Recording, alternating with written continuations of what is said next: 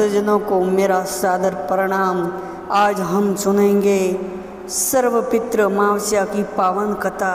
यह दिन पितरों को स्मरण करने का और उन्हें तर्पण करने का माना गया है। भाद्रपद पूर्णिमा से लेकर अश्विन अमावस्या तक का समय पितृपक्ष कहलाता है।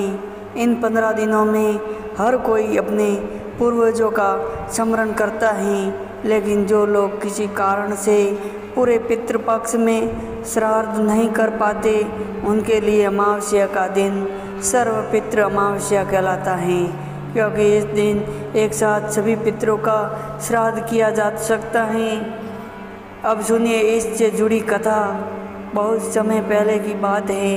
देवताओं और पितरों में विवाद हो गया। विवाद इस बात पर था कि मनुष्य सबसे पहले किसे अर्पण करे, देवताओं को या पितरों को। देवता कहते हैं हम जीवन को शक्ति और समृद्धि देते हैं, और पितृ कहते हैं हम ही वंश और कुल परंपरा का आधार हैं। विवाद बढ़ता गया और सब भगवान ब्रह्मा जी के पास पहुँचे। ब्रह्मा जी ने मुस्कुराकर कहा, हे देवताओं और पितरों, मनुष्य के लिए तुम दोनों ही समान हो, लेकिन सबसे पहले पितरों का श्राद्ध होना चाहिए, क्योंकि यदि कुल और वंश नहीं रहेगा तो देवताओं की पूजा कौन करेगा। देवता सहमत हो गए और तभी से श्राद्ध की परंपरा आरंभ हुई। एक दूसरी और कथा सुनिए। प्राचीन समय में कर्कसारी नामक एक ब्राह्मण था। वह कंजूस, पापी और निर्दयी था। मृत्यु के बाद उसे नरक जाना पड़ा। उसके घर पर उसके पुत्र ने कभी श्राद्ध नहीं किया। पितृ भूखे प्यासे दुखी हो गए। तब उस ब्राह्मण की आत्मा स्वप्न में अपने पुत्र को प्रकट हुई और बोली, पुत्र, तुमने कभी मेरा श्राद्ध नहीं किया। हम सब भूखे प्यासे हैं। यदि तुम अमावस्या के दिन श्राद्ध और तर्पण करोगे तभी हमें मुक्ति मिलेगी। पुत्र ने पिता की आज्ञा मानी। अमावस्या के दिन पिंडदान किया और तभी उनके पितरों को स्वर्ग की प्राप्ति हुई। ये कथा हमें सिखाती है कि पितृपक्ष में अमावस्या का श्राद्ध सभी पितरों को तृप्त करता है।